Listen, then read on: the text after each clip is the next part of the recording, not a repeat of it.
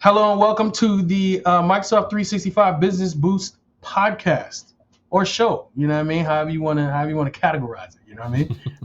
My name is Therman Trotman. I'm here with Nick DeCourcy, and today Hi. we are talking about two things that's been in the news lately, which is hybrid work. Is back in the news, and we want to know, is this still the future of work? And then Microsoft's latest how would you say their latest strategy around how to expand these Copilot licenses. We want to know, is that a good sign for you as a business owner to purchase your license or license multiple licenses for your organization.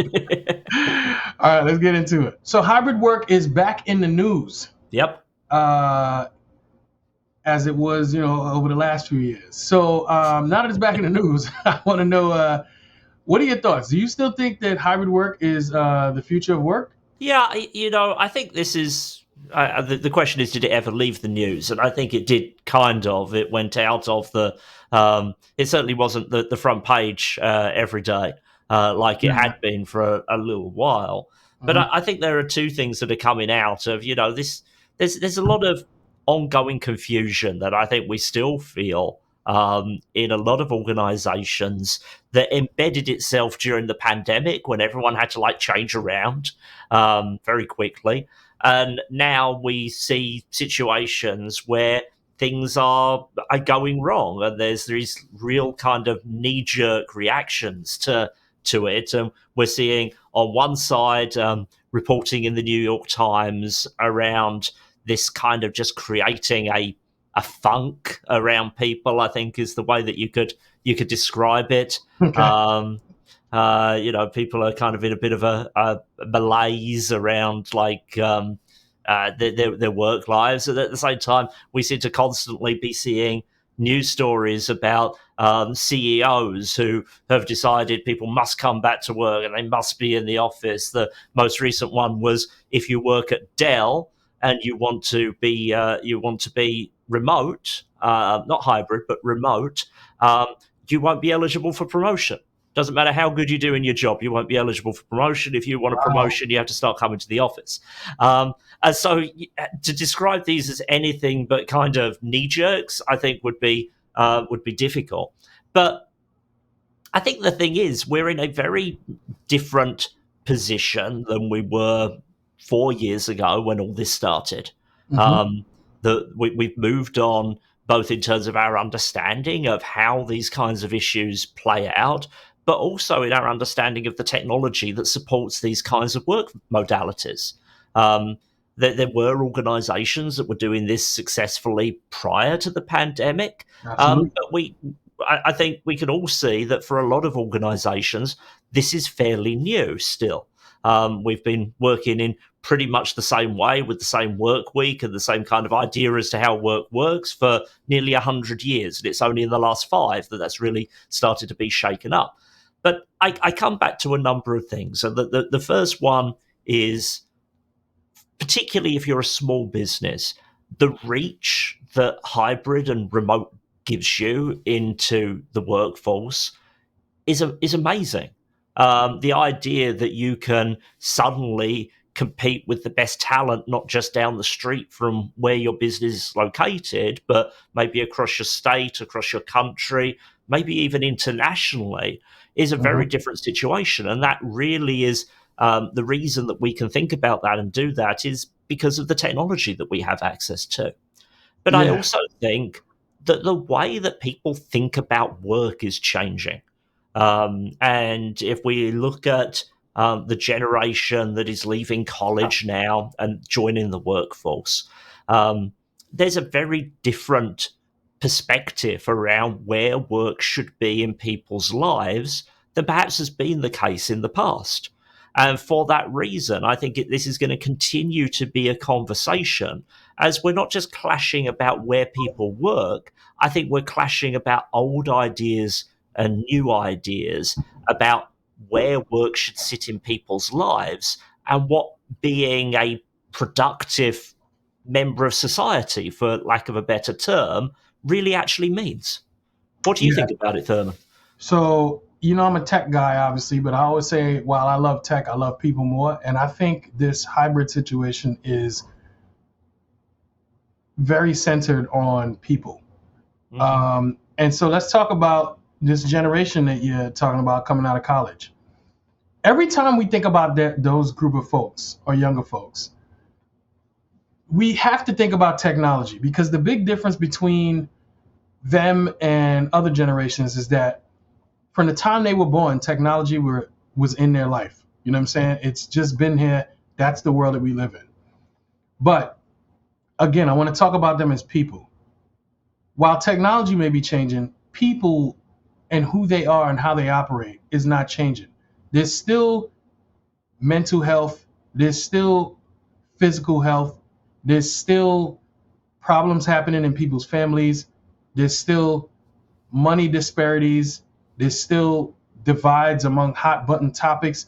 All of these things are a thing. There's still people not making enough money to where they feel comfortable to get their groceries, get their gas, or whatever transportation they take, and feel like they got enough money left over to do something to be enjoying their lives or take care of their kids. Before, you used to be able to just look at a person as a worker. I have this company, you are a worker, come and work. Everything else doesn't matter. Only what you can do for this company. Now, with things being different, especially these younger kids being hypersensitive to all of this stuff, which, we might be the old guys on the lawn shaking a stick at it or whatever, you know what I mean? Shaking our fist at this whole thing. Speak for yourself, Therman. but there are legit cases, more than enough, to where you can make the case that we no longer need to do things the way we used to do it. Period. That's just the bottom line. COVID, unfortunately, was an unfortunate event. So unfortunately, it caused us to accelerate. I mean, it was unfortunate, but it caused us to accelerate. Like, a lot of virtual platforms just benefited crazy off of COVID. We now live in a time where you can no longer look at, this was mind blowing to me. You can no longer look at virtual as the second tier of communication. It used to be. It would be like, yo, there's no better quality than meeting in person. And I love to be in person. You know what I'm saying?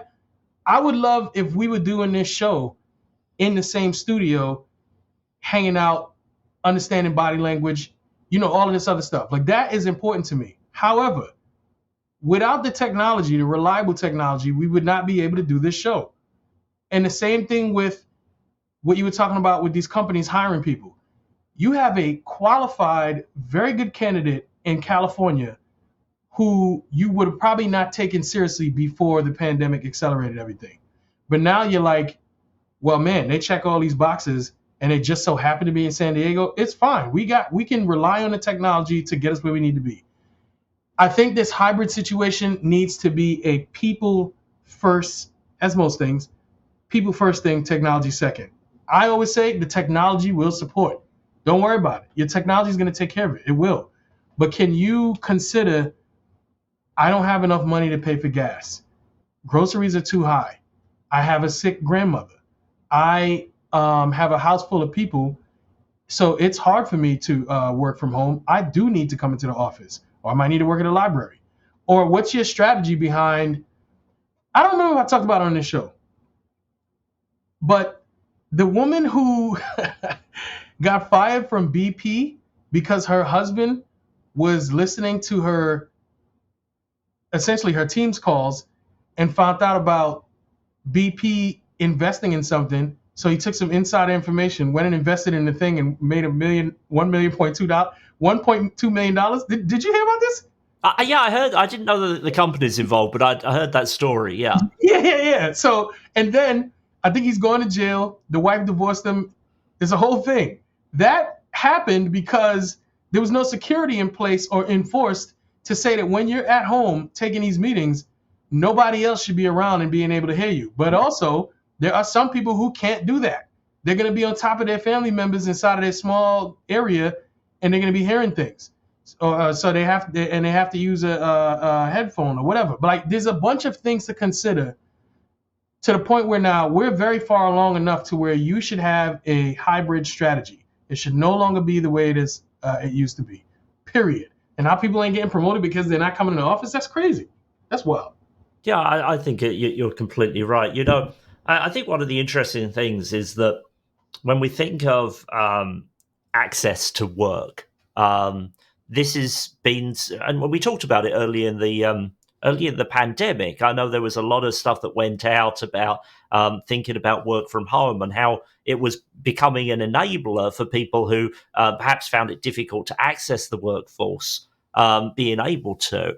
And I know personally, a couple of weeks before we went into lockdown for COVID, I had a trip to see a doctor because I had been having some trouble with my ears, and I found out that I was progressively losing my hearing. Over the course of the last 4 years, that has got a lot worse. I now use hearing aids when I'm listening to stuff or talking to people, but I find it a lot easier, certainly now, to be sitting on a Teams call wearing my headphones where I can clearly hear what everyone is saying, and I'm not struggling to think about, am I hearing what the person at the other end of the table is saying, versus being in person with people. And so my preference, because it makes it easier for me to access the information that's going on in a meeting, is to do it virtually, because I don't have to worry about, am I not going to be able to hear the person? Like if you have someone at the other end of the table who's kind of softly spoken, people don't get upset if you say, well, can you speak up because I'm kind of hard of hearing? But at the same time, it doesn't always work, like someone's saying their piece and they kind of return to how they usually speak, and you're sitting there scratching your head. And you can ask someone once, you can maybe ask them twice, but you're not going to sit there through an hour-long meeting asking someone 10 times to speak up. That would kind of be a strange thing to do. And that's not, it's not someone not being thoughtful or being thoughtless. It's just the nature of how people operate. And we have technology now that can help with those kinds of things. And obviously the issue that I'm having with my hearing is a fairly, in the grand scheme of things, minor issue. But there are lots of people with lots of different reasons why being able to work from home, whether that's on occasion or all of the time, is really important for their ability to be able to contribute. And I think if we turn that off and we don't see the value of that, then we're missing what all of those people can contribute in lots of different situations. Yeah, 1,000%. And also, when I keep talking about people, like I know you said that your situation is probably minor in the grand scheme of things, but I think I disagree with that. That's a pretty big deal to be able to hear, you know what I'm saying? Like to hear properly. There's probably tons of people walking around dealing with that and thinking the same way that you just processed that. Now, to me, that's brand new. That's something I didn't even consider. But again, this is what I mean with the people first. Think about that, and then how do we get the technology in place to support this? You need a hybrid strategy. You don't need a old school strategy, whatever you would call that, a 40-hour work week strategy. I don't even know what you would call it. You need a hybrid strategy because people, one of my favorite topics is introvert versus extrovert. Introverts don't like being around people because it drains them of their energy. So if you are sending somebody into an office on a regular basis, extroverts, we love it. We love being around people. You know what I'm saying? It's great. That's gonna fill us up. But an introvert is there. Maybe they look like they have it together because they're trying to keep this job and pay their bills, but it is an energy drain on them, and then that energy drain can affect the way that they work. You have to consider these things. I don't understand yes, I do. These old school guys who still think this is the way we always did it, so it's when we're going to continue to do it.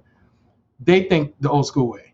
But there's tons of people out there who are thinking like, yeah, we have to adapt. We got to change because a kid fresh out of college who's probably written some full-blown papers on their phone and done many things on their phone, and then come out into this world and realize that they can't do something like that anymore, that instead they want you to be at a place, at a desk, at a time to be productive, yeah, right.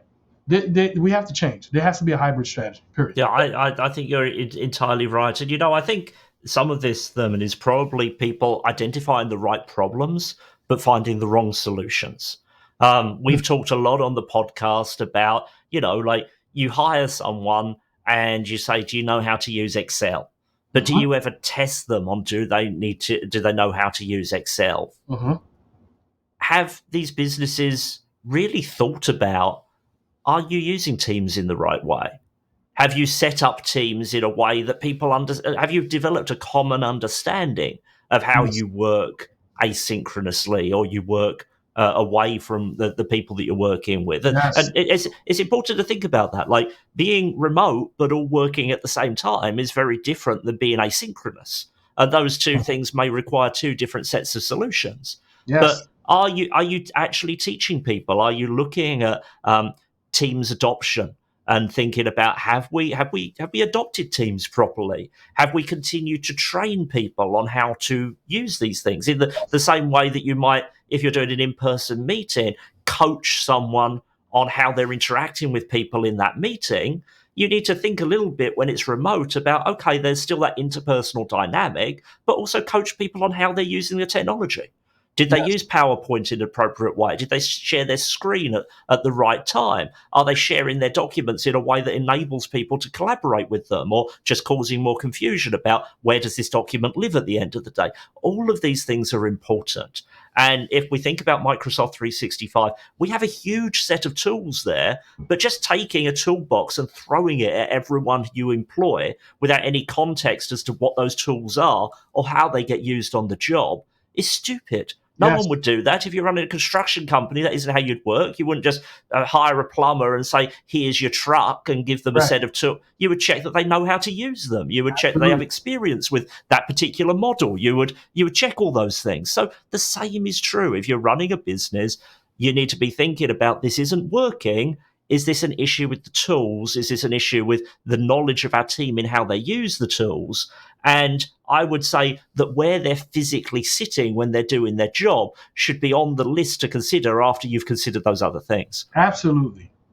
Damn. Talk about it. Yeah, listen.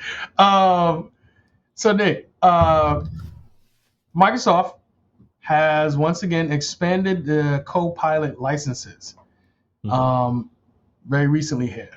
There's a lot going on with Copilot, speaking of strategy. Their Copilot strategy is very interesting.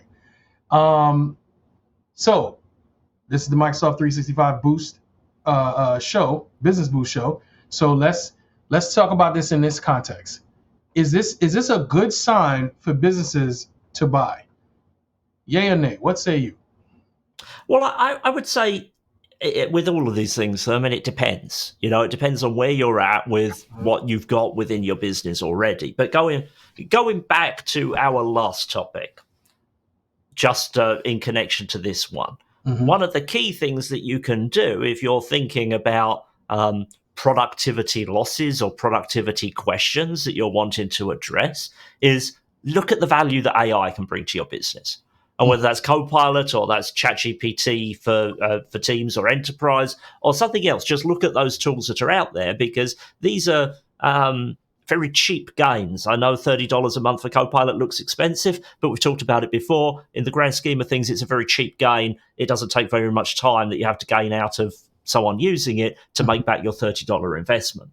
But yeah, I think on the face of it, if you've got a whole bunch of people who have Microsoft 365 E1 in your business, which is a fairly cheap license, and you want to empower them to have AI, then the fact that you can buy Copilot with different licenses, which is the announcement that's been made, makes a lot of sense. However, my personal take on this is, because of the value that you get already through upgrading those licenses, adding on facilities like Loop, for example, adding on facilities like security options that help you protect your information. There probably aren't that many businesses that are going to be that interested in adding on a $30 a month or $360 a year upfront cost onto someone that they've deployed E1 to. There might be some, but maybe. So I think on one hand, we could see this as maybe a good thing, that those businesses that have already deployed Copilot are seeing such great results from it that they're now going to Microsoft and saying, hey, we have a whole bunch of other employees, frontline workers say that we want to get this to too. Can you give us an option for that? Right. That's the good reading of this. The bad reading of this is perhaps Microsoft isn't selling Copilot in the quantities they hoped. And so they're just kind of throwing this at the wall and seeing what will stick now. I know that last week there was an AI event, sold as an AI event, AI and Surface event that Microsoft did, that really selling the value that their hardware brings to Copilot and selling it hand in hand with Copilot. So I think, it's good. Microsoft is all in on Copilot. That's a great thing. But to what extent are they actually seeing the sales of this product that they wanted to at this point? And we don't know that. But I think there are some saying, well, maybe these are all signs that, just like you, Therman, not enough people have gone out and bought a Copilot yet. Right. So I think I do agree with that. I think it's a sign that they're not doing what they want to do, as far as the numbers go. But Microsoft, I think, makes this is unresearched, maybe $1 billion every 2 seconds. I might be wrong about that. It's a lot of money. It's a lot of money. Don't check me. But they benefit from being able to mess up. You know what I'm saying? That's just the bottom line. They can continuously, quote, roll out Copilot for the next 2 years if they wanted to, trying different things. They benefit from that lead, if you will. So to your point, I think it does depend. How do you want to play this? Do you want to see it play out and wait until the dust settles? And you're like, yo, listen, I don't know what Copilot's doing, but I got a business to run and I'm focused on this. Everything Microsoft has already given me, I'm good to go. I feel like, you know how it is. The someone in charge has to think there's a pain point so much that we need to do something about it right now. And this means new applications, new processes, people being fired, people being hired. Someone or some ones have to think that's a big enough pain point to make a move. Right now, Copilot hasn't been in their possession and then kind of taken away for them to even feel the pain. You know what I mean? Copilot is, for a lot of people, a lot of companies, it's almost hearsay because the people who make the decisions, I feel like, are not necessarily the ones who would understand why you need to make a move or why it's a problem for you not to have it. They're focused on growing the business. I think maybe some folks inside of the organization might know, hey, this is a pretty big deal. We might need to look into it. But businesses, I don't know, this might be some crazy advice. I think I'm leaning on the side of, give it a little bit, saying wait before you jump out the window. And for a lot of companies, where $30 a license is, if you make enough money to where $30 a license is just going to be like, all right, fine, go ahead and do it. That is a different way of thinking. Some businesses can afford to think that way. Most businesses are considering this $30. And it's like, to your point, Nick, yeah, you can get that $30 back easily. But again, the pain. Where's the pain in not having Copilot? Sometimes, no, a lot of times, someone of importance in a company will need to go see somebody else that they're doing a strategy with, having some type of collaboration with, see them use Copilot, see the value and go, holy hell, I need that. That's how sometimes it becomes a pain, if you will, because my kind of competitor, kind of, colleague has a thing that I don't have, and I saw them execute on it, and I want that. Now it's a big deal. You know what I'm saying? Where like I don't think there's a lot of that going on. So maybe I that's think another there's thing why they're some. slow enough. I think there's some of that, Thurman, and I think there are two different stories playing out here, and I think it's dependent on scale. Like there are organisations that are kind of looking at the road ahead and have a plan for AI and are coming on board with a solution. And for a lot of those, the right solution is going to be at least Copilot in part because they already have a lot of Microsoft tools out in their organisation. What I'm seeing in smaller businesses is those businesses that are most interested in AI right now have someone, it's not necessarily the owner, but someone in a position of leadership within that organization that is interested in the technology of AI. They are passionate about playing with these things. Yes, They've yes. already tried with ChatGPT. They have a particular interest in this. And so this isn't just to do with having a clear strategy of, as a business, this is something that we can see on the horizon, so we need to embrace this. They're people who are excited about it to some extent and want to understand how do we turn that excitement into business advantage. And I think that's the difference. And I think I'm seeing that difference play out in my day-to-day work with clients. And I think what's going to need to happen is we see more of this come to the fore, kind of part of our normal culture of work. Maybe people join your business in a year's time that are used to using Copilot in their last job and find it really hard to transition to not having it. And at that point, you get a pressure to buy it. Yeah. But I think those smaller businesses that are embracing right now are the ones with people who are truly excited about this technology rather than necessarily just seeing it as this needs to be part of our strategy in the next 3 to 5 years.